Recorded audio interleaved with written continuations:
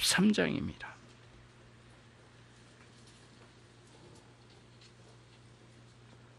창세기 13장 1절로 13절까지입니다.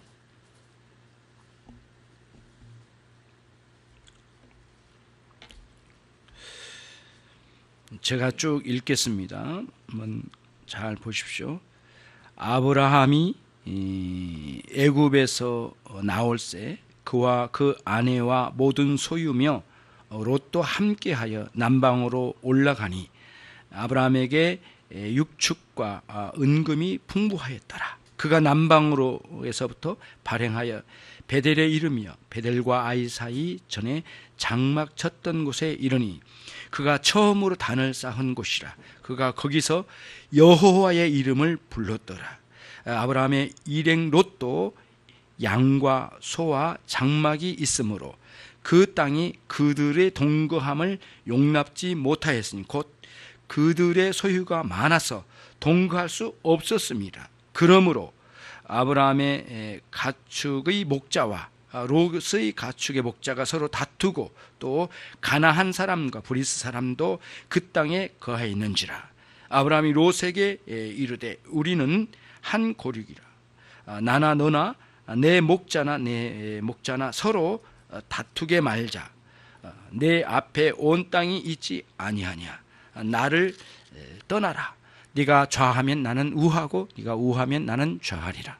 이에 롯이 눈을 들어 요단 들을 바라본즉 소할까지 온 땅에 물이 넉넉하니 여호와께서 소돔과 고모라를 멸하시기 전이었는 고로 여호와의 동산 같고 애굽 땅과 같았더라. 그러므로 롯이 요단 온 들을 택하고 동으로 옮기니 그들이 서로 떠난지라. 아브라함은 가나안 땅에 거하였고 롯은 평지 성읍들에 머무르며 그 장막을 옮겨 소돔까지 이르렀더라. 소돔 사람은 악하여 여호와 앞에 큰 죄인이었더라.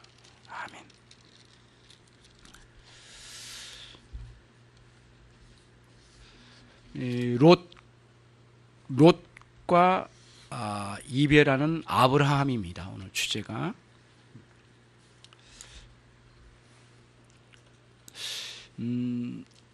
아브라함 시대가 예수님으로부터 약 기원전 2000년 전쯤 됩니다. 모세 시대는 1500년 정도 되고요. 그러면 이제 그 성경 역사의 기록을 쭉 추적해서 보니까 그 가나안 땅에 아브라함이 도달하기 전에 이미 가나안 땅에 사람들이 있었다라고 기록되어 있잖아요. 근데 그 역사 기록을 쭉 보니까 여리고성 같은 경우에는 실제로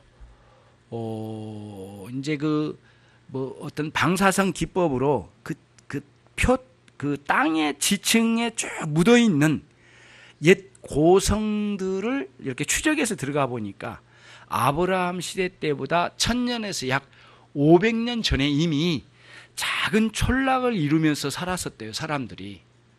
근데 그래서 이제 그 추적을 쭉 올라가니까 어디로 가니까 저기 이제 바단 아람 하란 그 북쪽으로 쭉 올라가면 또 이제 올라가면 메소포타미아 그 지역 무렵 있잖아요. 그쪽으로 쭉 올라가면 있잖아요.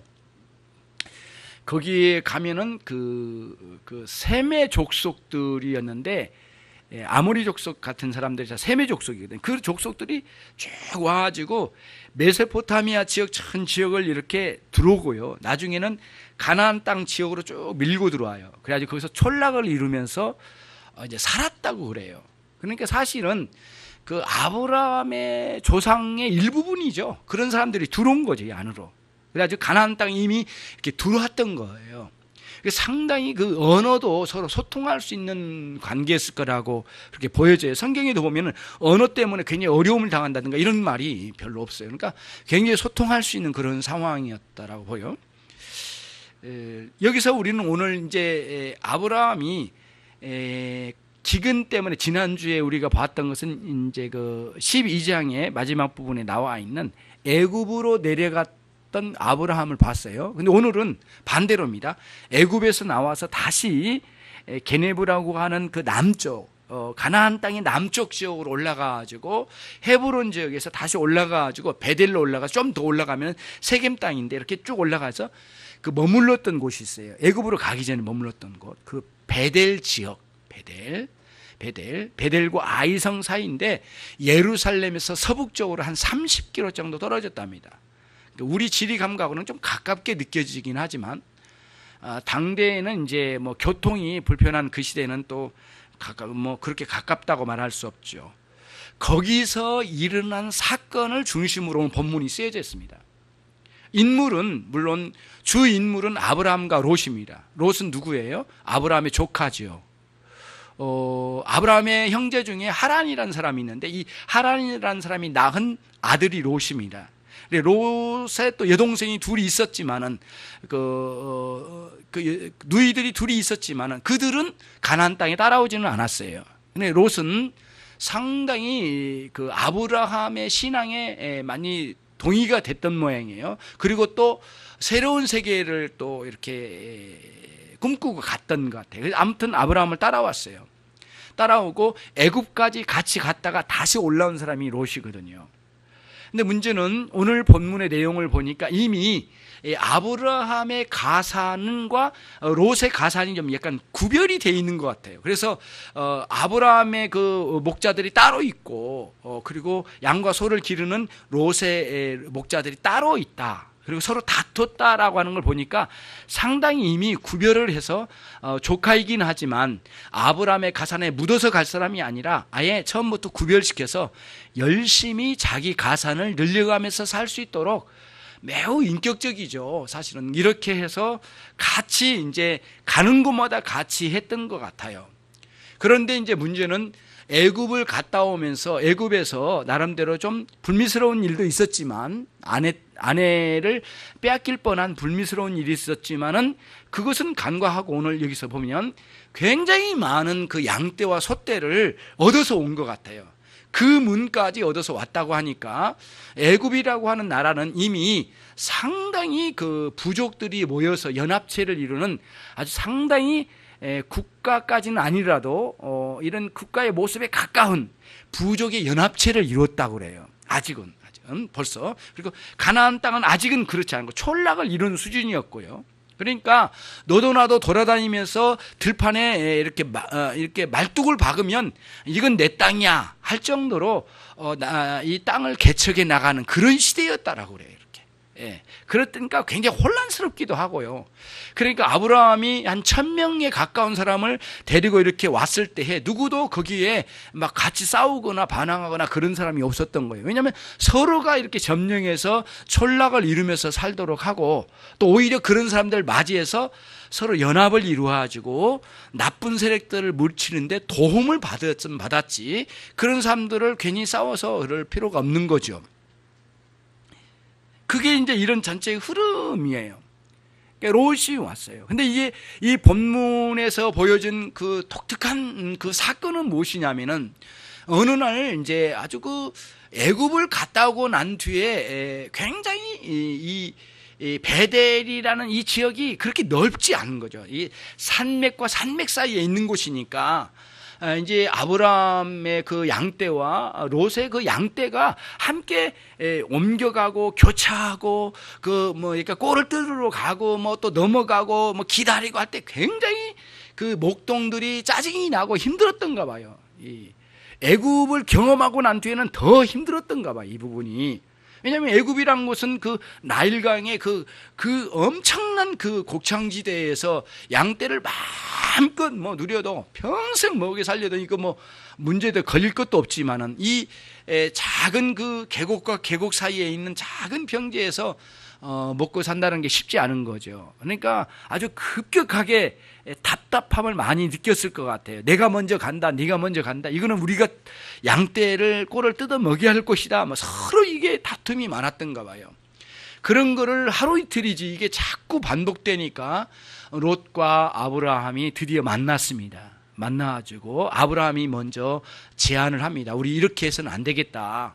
그래서 이 현실을 잘 받아들이고 이제 우리는 나누자, 좀 나누자. 그래서 함께 우리가 동거했지만은 같이 하기가 너무 어렵다. 이거는 이게 현실이니까 우리 냉철하게 봐서 우리 나눠서 가자. 그리고는 네가 먼저 택해라. 그래서 아브라함이 아주 그 넓은 마음으로 배려를 합니다. 그리고 네가 먼저 동서남북을 봐가지고 혹시 네가 원하는 곳이면 마음껏 차지해서 가라. 그러면 나는 네가 먼저 선택하면 나는 네가 동으로 가면 나는 서로 가고 서로 가면 나는 동으로 가고 이렇게 해서 멀리 떨어져서 살자. 그래서 마음껏 가산을 일궈 나가자라고 하는 것은 거기까지는 큰 문제가 되지 않습니다. 예. 그렇지 않습니까? 어디를 간든 문제 자체가 되질 않아요. 어디로 이사 간든 문제 되지는 않아요. 예. 그래서 우리가 이 본문에서 오해될 가능성이 굉장히 많은 게 뭐냐면은 롯이 어떤 뭐랄까요 소돔과 고모라 성이라고 하는 땅 자체가 문제다라고 하는 인식을 가지면 안 돼요. 성경을 그렇게 보면 안 돼요.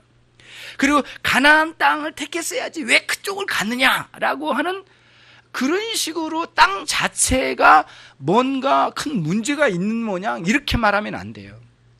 그렇게 이 성경을 보면은 문제가 돼요. 왜냐하면은 이런 거예요. 사실은 가나안 땅에 사는 사람도 악행으로 사는 사람 많아요. 사실은. 소돔과 고모라 성에 사는 사람 못지않게 악행을 저지르면서 사는 사람 굉장히 많거든요. 지역 자체라기보다는 그 롯의 마음에 있는 세상을 향한 인간적인 야망의 문제예요. 핵심은 그게 문제인 거예요. 그리고 아브라함은 뭐냐? 아브라함은 물론 가나안 땅을 택해서 여기에 머무는 거죠. 그런데 그 아브라함이 가지고 있었던 자기의 인생의 선택은 무엇이었느냐면은 하나님 언약의 말씀을 따라 그 말씀의 지도받으면서 인생을 지혜롭게 살아가는 삶의 길을 택한 거예요. 그러니까 가나안 땅 자체는 사실상 하나님의 언약의 하나님이라고 하는 것을 인식하는 그런 매개체로서의 역할을 가나안 땅이 훌륭하게 했어요. 그러나 가나안 땅 자체가 우리에게 은혜가 되는 것은 아니에요. 우리가 여기에 있기 때문에 은혜고 저기 있기 때문에 은혜가 없다 그렇게 논한 것은 아니거든요. 핵심은 뭐냐? 신앙으로 그 길을 갔느냐의 문제고 또 하나는 뭐냐면은 세상의 야망을 따라서 갔느냐의 문제. 이 두 가지 중에 갈림길이에요. 아주 굉장히 선명한 그 갈림길을 아주 보여줘요. 두 사람이 자기의 삶을 전체를 걸고 이거를 보여주는 것이죠. 그거를 오늘 여기서 보여줘요. 그래서 신앙의 야망으로 살아갈 것이냐 그의 인생들이 아니면 인간의 야망 다시 말하면 인생의 번영을 꿈꾸며 육신의 정욕과 안목의 정욕과 이 세상의 자랑을 따라서 살아가느냐 이런 큰 갈림길이 놓여졌다는 거예요. 그래서 이제 롯은 그런 방면으로 살아갔고 아브라함은 언약의 말씀을 따라 이렇게 살아갔던 것을 오늘 보여줘요. 그래서 믿음으로 사느냐 세상으로 말미암아 사느냐 이런 갈림길에 놓여진 두 사람의 이 삶의 배경을 통해서 우리들이 우리가 어떤 신앙의 교훈을 받으면서 살아가야 할 것인가를 보여준 거예요. 그러므로 본문의 말씀을 우리는 아브라함의 그 배려가 깊은 그 인품 그것도 굉장히 칭찬받아야 할 일이지만은 사실은 이 성경 본문에서는 아브라함의 인품을 높이 찬양하려고 쓰여진 것 같지는 않아요. 왜 그러냐면 이유가 거기에 있어요. 바로 직전에 12장에서 아브라함의 인품은 완전히 바닥이었거든요. 왜냐하면 아내를 팔아먹을 정도까지 아내를 뺏겨서라도 자기 몸의 안위, 자기의 육신의 안위를 위했던 그 부끄러운 모습을 다 드러낸 사람이 아브라함이었거든요. 그러니까 아브라함의 인품을 여기서 말하기에는 너무너무 조속으로 변한 거거든요. 그러기에는 그런 맥락으로 쓰여진 것 같지는 않아요, 성경이. 그렇다고 해서 여기서 보여준 아브라함의 배려를 무시하자, 아무것도 아니다, 이렇게 말한 것은 아니에요. 여기서 중요하게 드러내려고 한 것은 무엇이냐라고 할 때, 언약의 말씀을 따라 살아가는 신앙의 문제와 언약의 말씀 정도는 그냥 깔아 뭉개버리고 짓밟아버리고 인생의 야망으로 사는 것이 전부라고 생각하는 사람들에게 대한 경고의 말씀으로 준다는 거예요. 본문이 그런 의도로 쓰여졌다는 거예요. 그래서 아브라함의 배려가 굉장히 뛰어난 것은 사실이지만 그거 뛰어넘어서 우리는 그 이상으로 아브라함의 인품 그 자체보다는 하나님께서 선물로 주신 믿음을 따라 살아갔던 아브라함의 일생의 삶을 통하여 교훈을 받자고 하는 거예요. 이 본문을 통해서요. 그게 오늘의 초점이라고 이제 보는 것이죠. 말씀을 통해서. 그러면 이제 저와 여러분이 이제 이런 거예요. 사실은 아브라함도 이제 동편 쪽에 있는 그 요단 동편 쪽에 있는 평지를 못 봤을 리가 없거든요. 아브라함이 모를 리가 없어요. 거기 안에 모를 리가 없고 아브라함도 충분히 그 이제 요단 동편 쪽의 평지를 충분히 봤을 거예요. 그러니까 요단 동편은 어떤 특징이 있느냐면은요, 이게 그 저 위쪽에 갈릴리 호수 쪽으로부터 쭉 물길이 내려와요. 1년 내내 이렇게 거의 마르지 않고 흘러내리고 그 옆으로 평지가 있어요. 오른 동편 쪽에 평지가 있는데 그쪽에 그 물길이 닿는 곳이기 때문에 굉장히 이 그 베델 이 가나안 땅 이쪽보다는 상당히 놀랍게 목초지가 잘 이루어진 곳이거든요. 그래서 양떼와 소떼를 기르기에는 굉장히 우수한 땅이었단 말이에요. 그러니까 거의 놀고 먹는 거죠, 사실은. 여기서 고생스럽게 산악지대를 넘어서 양을 이렇게 먹인다는 것은 굉장히 어렵고 이태로운 일이 한두 가지가 아니지만 애써서 목초지를 찾아가야 할 아주 그 고분분투해야만 하는 그런 곳이 가나안 땅이라면 이쪽은 한번 풀어놓으면 몇 날 며칠 먹고 살 수 있는 곳이거든요.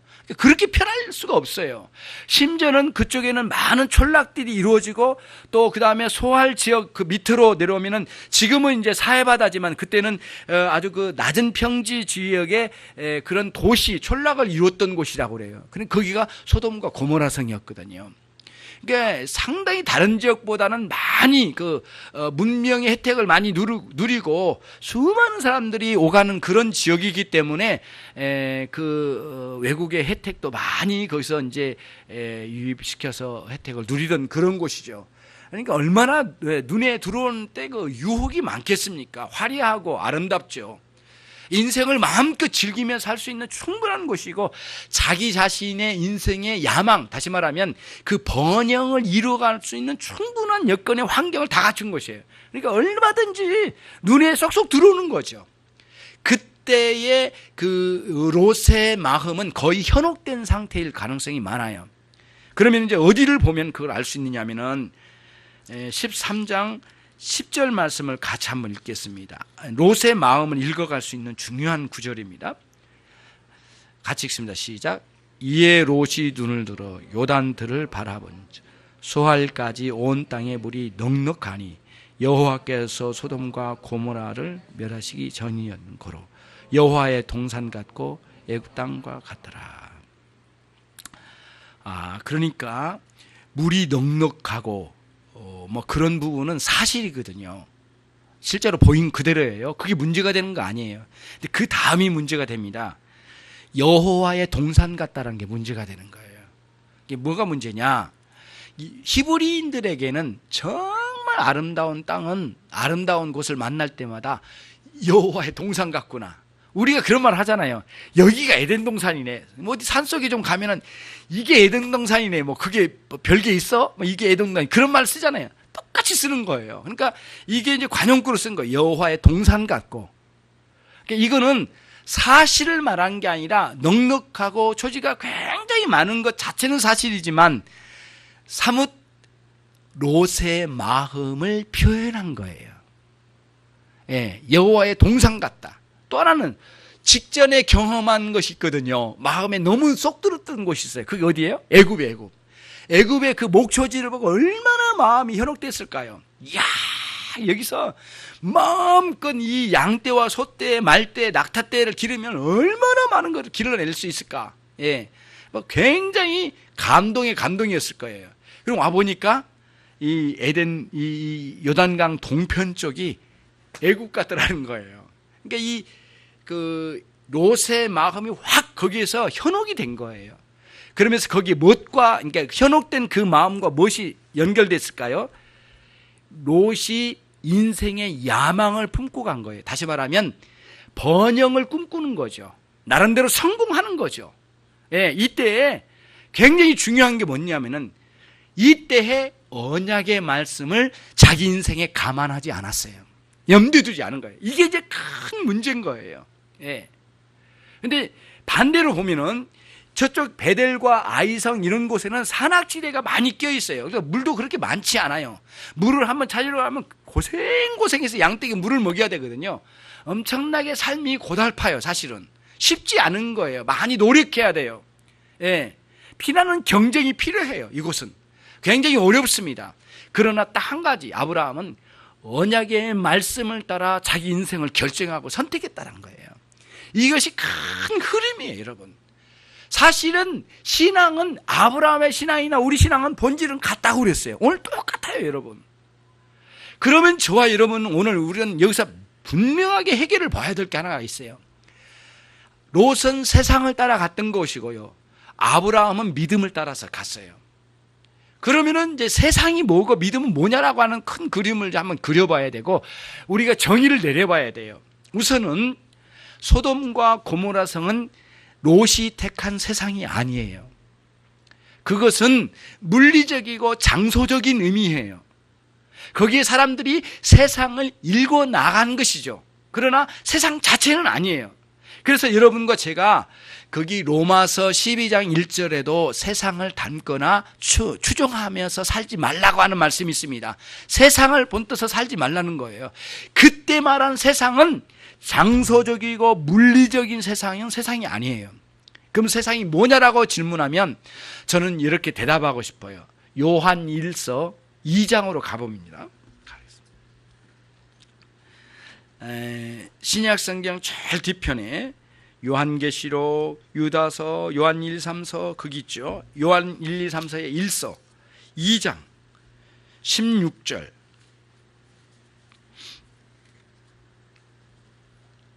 자, 같이 읽겠습니다. 이는 세상에 있는 모든 것이 육신의 정욕과 안목의 정욕과 이생의 자랑이니 다 아버지께서 쫓아온 것이 아니요 세상으로 쫓아온 것이라.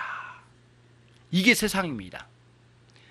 세상은 어떤 의미에서는 이렇게 실체로 찾아오기보다는 인간의 마음의 사상으로 찾아오고 마음의 그 유혹으로 찾아온 거예요. 근데 그게 뭐냐라고 여기서 오늘 보니까 명확하게 육신의 정욕으로 온 거예요. 그 다음 또 하나 뭐냐면은 안목의 정욕으로 온 거예요. 세 번째 이생의 자랑이에요. 이것은 자기 인생의 번영을 꿈꾼 사람에게는 이거보다 더 좋은 게 없는 거예요. 그러나 신앙으로 살아온 사람은 이게 엄청나게 걸림돌이 되는 거예요. 장애물이 장애물. 신앙으로 살아간 사람들은 이거를 해치고 지나간 거죠. 그러나 자기 번영을 꿈꾸는 사람들은, 신앙 필요 없이 사는 사람들은 이거야말로 최고의 자기 인생의 덕목이 될 거예요. 육신의 정욕, 안목의 정욕, 이생의 자랑은 둘도 없는 친구예요. 영원히 헤어지고 싶지 않는 그런 존재예요. 그게 세상이에요, 세상. 이게 세상이라고 하면은 우리가 살고 있는 논현동도 아니에요. 서울도 아니야. 어느 지역 땅도 아니에요. 심지어는 내 이웃집에 살고 있는 이웃집 아저씨도 아니야. 그렇죠? 세상은 뭐예요? 이 땅에 살고 있는 사람들이 하나님을 반영하면서 살고자 하는 그런 비전이에요. 거짓된 비전, 그 야망, 하나님을 대적하며 살고자 하는 인간의 사상을 의미합니다. 이게 세상입니다. 그러니 롯은 그 세상을 추구하면서 살았다는 거예요. 그러니까 똑같은 땅에 살면서 어떤 사람은 믿음으로 살고 어떤 사람은 세상을 향해 사는 거예요. 그런 거죠. 그의 반대로 아브라함은 어떤 길을 택했느냐 이거예요. 언약의 말씀을 따라서 살았어요. 독특한 특징이 있습니다. 여러분, 요한 창세기 12장부터 아브라함의 일대기가 기록된 것은 24장까지입니다. 외우기가 좋아요. 12장부터 24장. 그렇죠? 25장 한 5, 6, 7, 8절 그 무렵에서 아브라함이 세상을 떠나거든요. 그러니까 본격적인 내용, 본론의 내용은 12장부터 아브라함의 일대기의 내용은 24장까지 있어요. 근데 그 안에 하나님께서 찾아오신 일이 참 많아요. 아브라함에게 자주 찾아오셨어요. 근데 아주 독특한 특징이 하나 있어요. 있는데 뭐냐면 언약의 말씀이 계속적으로 반복해서 나와요. 그래서 저와 여러분이 성경이 이렇게 한 손에 쥐어진 것도 참 유익하긴 한데, 우리를 한 손에 쥐어진 성경이 우리로 하여금 또 이해를 어렵게 만들 가능성도 있어요. 어떤 면에서요? 1장과 2장, 3장과 4장 이런 장 사이가 수백 년, 수천 년의 세월이 걸쳐서 일어날 수 있는 일들인데 우리는 한 손에 쥐고 있는 거예요. 그러니까 24장부터 12장부터 24장까지 내용은 굉장한 세월을 걸쳐서 진행된 거거든요. 이 내용이 자체가. 근데 그거를 한 장에서 보는 거예요. 그러니까 반복적으로 쓰여진 언약의 말씀이 마치 연세 대신 할아버지 할머니들의 잔소리처럼 들린 거예요. 사람들이. 그게 우리들이 이 성경을 볼 때 위험성입니다. 그러면 아브라함이 왜 그렇게 잔소리처럼 우리는 들려지는 이 언약의 말씀이 반복적으로 오니까, 언약의 말씀 계속 오니까, 그러면 어떻게 들었을까? 그게 문제예요. 아브라함이 여호와의 언약의 말씀은 늘 매 순간 찾아올 때마다 아브라함의 영혼과 마음과 그의 인생을 갱신시키시는 위대한 말씀의 능력으로 임한 말씀을 받았던 거예요. 그게 우리들이 간과하기 매우 쉬운 부분이에요. 그러니까 아브라함은 단을 쌓고 여호와의 음성을 들었더라 하는 것, 그곳마다 개인적인 신앙의 부흥을 경험하면서 영혼과 마음의 새로운 그 쇄신, 신앙의 쇄신, 놀라운 변화를 경험한 그 자리였던 거예요. 그게 아브라함이 가지고 왔던 신앙의 계속적인 변화와 성장의 역사를 거듭한 신앙생활이었다는 거예요. 그에 비하면 롯은 어떤 삶을 살았을까? 그렇게 찾아오신 하나님이 그렇게 중요하지 않아요. 예. 그러니까 롯이 신앙이 없어서 지옥 갔다 이렇게 말하기 어려워요. 나중에 그 뒷면을 보면은 롯도 상당히 신앙이 있는 사람으로 보여져요. 실제로. 그리고 아브라함이 막 구해달라고 막 아우성치는 내용도 나오지 않습니까? 실제로 또 구해주시고. 그래서 롯이 신앙이 없어 지옥 갔다 이렇게 말하기가 쉽진 않아. 이미 신앙이 있는데도 불구하고 번영을 추구한 사람의 말로가 무엇인지를 보여줘요. 저와 여러분은 성경을 볼 때 꼭 그 자리만 보면 안 되고요. 그 말씀과 연관지어서 쭉 볼 필요가 있어요. 예. 그러면 롯의 일대기를 딱 보면은 그런 그림이 나와요. 롯은 마지막 순간에 소돔과 고모라성에 자기 인생을 다 걸고 들어간 사람이에요. 근데 마지막 순간에는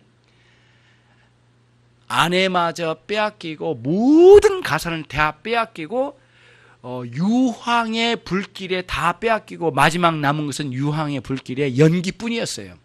그게 롯이 마지막 인생의 결산이었어요. 결산. 아브라함은 끝까지 인내하며 언약의 말씀을 따라 여호와를 섬기는 삶의 전부였어요. 예. 겉으로 볼 때는 남는 게 안 보이고 손에 잡힌 게 안 보인 것 같지만 사실은 아브라함은 아브라함을 통하여 위대하신 예수 그리스도가 나시고 인류 구원의 역사를 이끄는 큰 매듭의 한 과정이었다는 거. 이게 이제 아브라함이 오는 큰 의미예요. 저와 인생이 나중에 마지막 순간이 있을 거예요. 그때 다 내려놓고 갈 거예요. 남은 거 없어요, 솔직히. 있더라도 다 해체되고 다 없어질 거예요. 사라지고야 말 거예요. 그러나 우리들은 우리가 남은 생애 20, 30년, 50년의 세월을 통해서 남긴 것은 뭐냐면 그리스도와 함께 동행한 흔적 외에는 다른 게 없어요. 근데 그것이 우리에게는 영광스러운 나날이라는 거예요. 이게 성경의 전체적인 평가예요. 그러면 아브라함은 어떻게 해서 그런 일들을 감당했을까? 그게 이제 우리들에게 이제 그렇게 어려운 이 가나안 땅에서 생활 속에 어떻게 그걸 감당했을 수 있었을까라는 문제예요. 그게 뭐냐면은 찾아오신 하나님과의 인격적 관계의 관계. 예. 모든 관계의 문제입니다. 모든 문제는 관계의 문제로 압축됩니다. 자식과 부모의 관계, 부부와 부부 사이의 관계, 예? 나라와 나라 사이의 관계, 사람과 사람 사이의 관계, 예? 직장의 상사와 밑에 사람과의 관계, 다 관계예요. 모든 그 문제예요. 신앙도 관계의 문제입니다. 관계. 하나님과의 관계의 문제예요. 그러면 아브라함은 하나님과의 관계가 어떤 관계였을까라고 하는데 인격적 신앙의 관계였다라고 하는 것을 압축시켜서 말씀드릴 수가 있어요. 언제나 여호와의 말씀을 듣는 신앙이었어요. 그리고 거기에 대해서 답변하는 신앙이었어요. 예, 그런 신앙이었어요. 그래서 이렇게 표현할 수 있어요. 교회는 우리의 야망이 죽어가는 곳이고, 교회는 하나님이 우리에게 비전이 되는 곳이고, 교회는 하나님의 의지와 뜻이 우리의 삶의 방식이라고 고백하는 사람들이 만나는 곳이에요.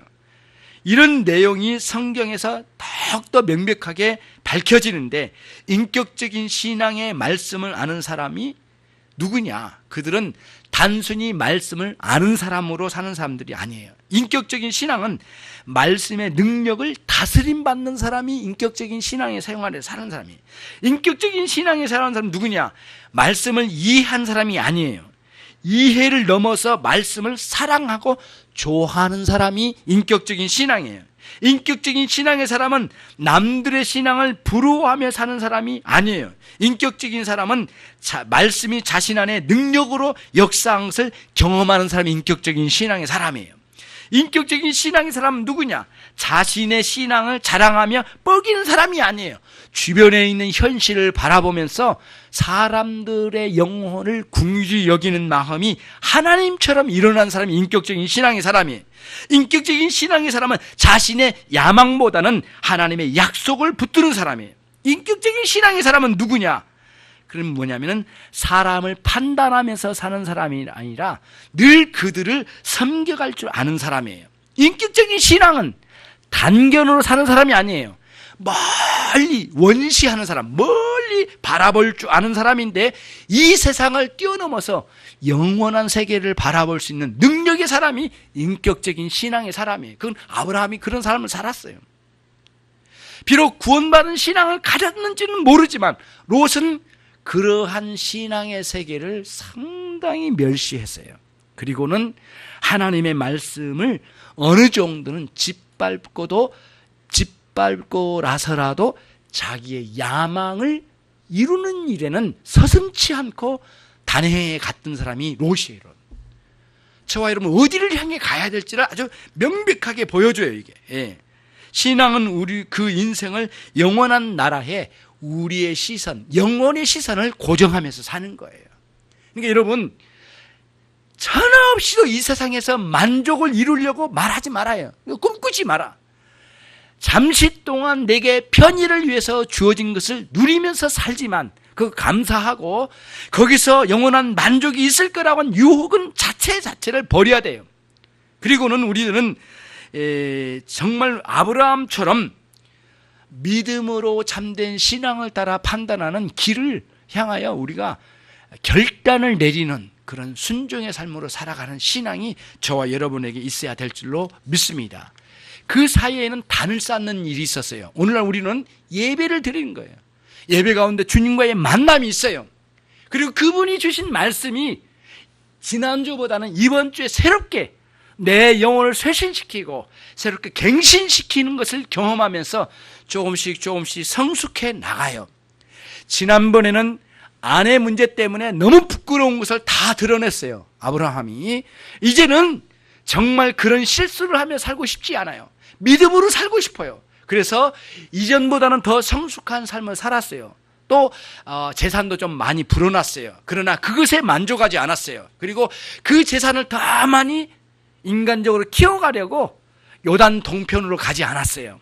좀 어렵긴 하지만은 계곡과 계곡을 건너면서 그 험산 줄령을 넘으면서 위태로운 산 짐승들을 물리치면서 양떼를 몰고 언약의 말씀을 따라 언약의 땅에서 하나님과 교제하며 살았어요. 이게 인생의 바른 길이에요.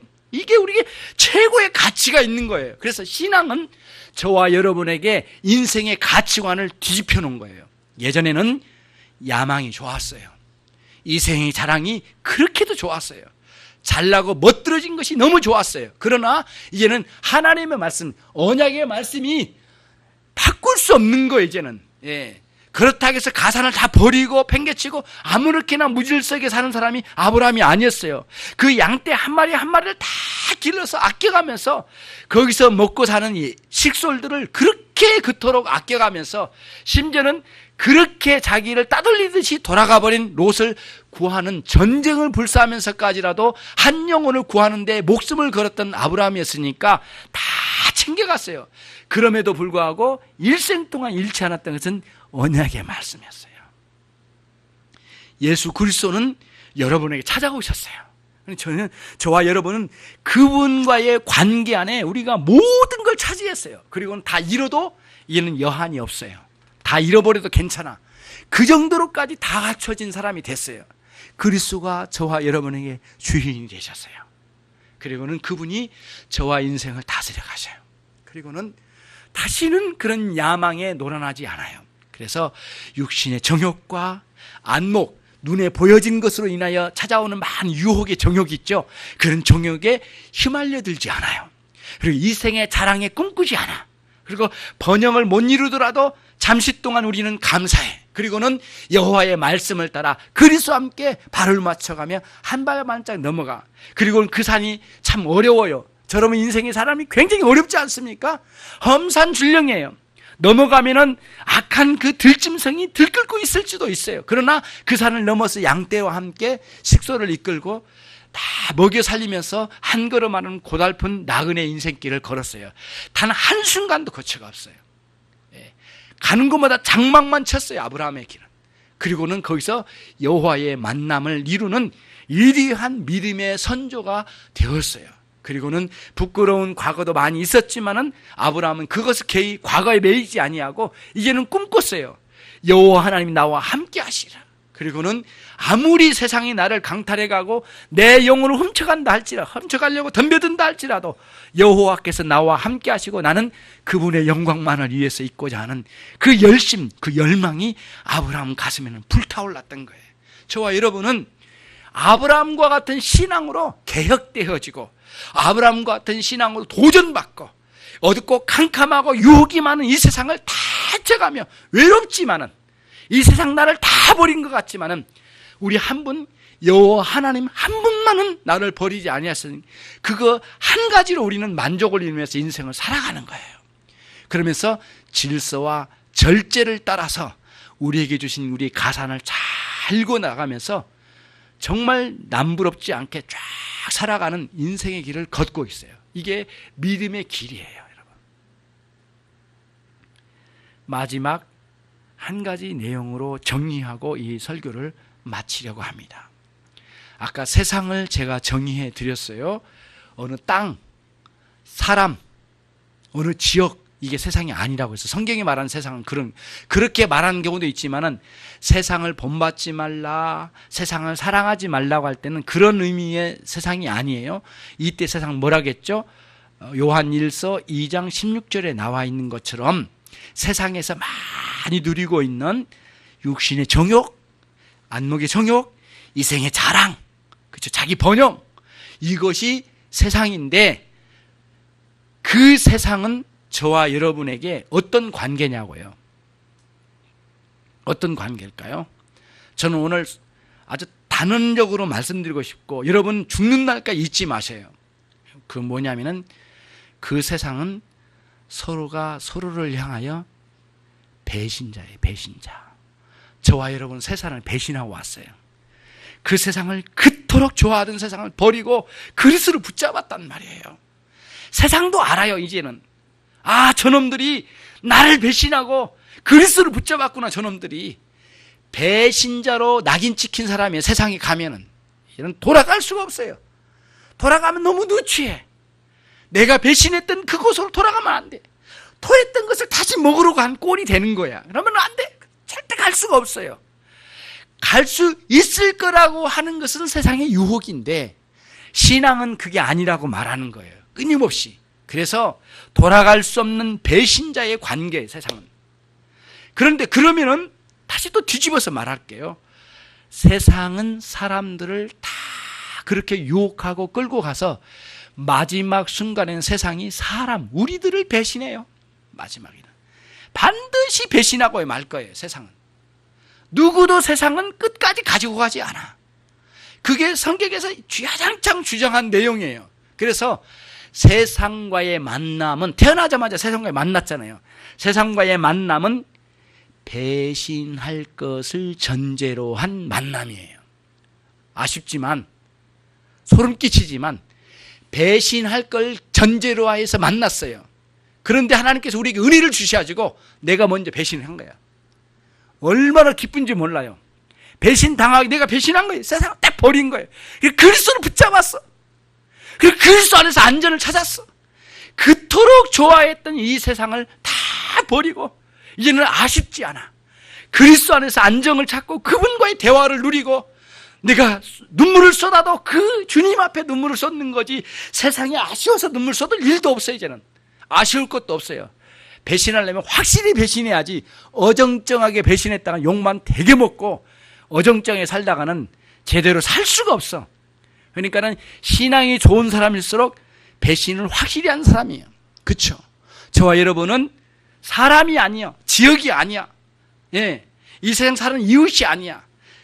그 세상에서 흘러가고 있는 이생의 자랑과 안목의 정욕과 육신의 정욕 자체를 우리는 배신한 배신자로 살고자 하는 큰 꿈을 가지고 언약의 백성으로 오늘 여기에 살고 있어요. 다시는 돌아갈 수 없는 세상을 우리는 오늘 이 본문에서 읽어가는 거예요. 그리고는 마지막 끝까지 그 세상을 추종하면서 이미 배신을 때린 이 사람이 다시 그 세상을 돌아간 마지막 말로의 모습은 뭐였어요? 이 세상이 자기 마누라도 빼앗아갔어요. 롯을 두고 하는 말이에요. 소금기둥이 됐잖아요. 그리고 자기 모든 꿈꾸던, 번영을 꿈꾸던 가사는 유황불의 연기로 사라지고야 말았어요. 너무너무 허무하게 소돔과 고모라 성을 등지고 도망 나오는 이 롯의 뒷모습을 보는 그 모습이 얼마나 처량하고 비참합니까? 이게 세상이 마지막으로 주는 그 모습이에요. 저와 여러분 어디로 가야 될 것인가는 너무 명백해. 그럼 우리는 이제서 깨달았어. 왜 예수님은 자꾸 너와 함께하리라, 나는 세상을 이겼노라, 너는 세상을, 나는 세상과 너희는 이제는 세상을 떠나서 나와 함께하리라, 영원히 너를 버리지 아니하리라, 너와 함께하리라, 이 말씀을 왜 그렇게 주야장창 주님이 우리에게 다짐하고 또 다짐하고 또 주장하고 말씀하셨을까요? 반대예요. 세상은 언제나 너희를 버리기 때문에 그거를 의미합니다. 그러니까 주님께서 내가 너와 함께하리라는 말씀에는 딱 뒤집으면 세상은 너를 버리리라, 그 말씀이 항상 전제되어 있어요.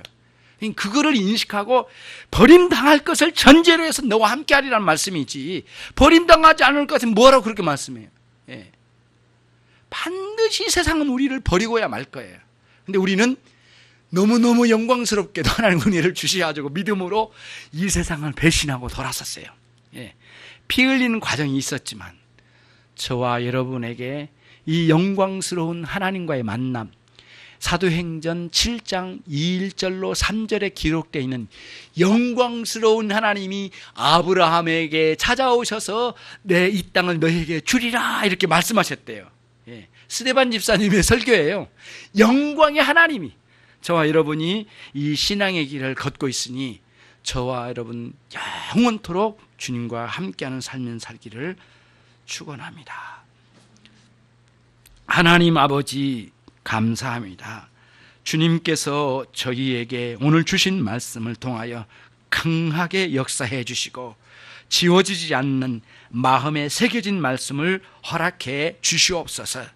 이 세상과의 관계는 배신의 관계란 사실을 이제 깨달았사오니 영원토록 함께 하실 여호와 하나님, 우리 주 예수 그리스도와 동행하는 삶이 우리의 인생의 진정한 신앙의 본질이라는 사실을 깨닫게 되었습니다.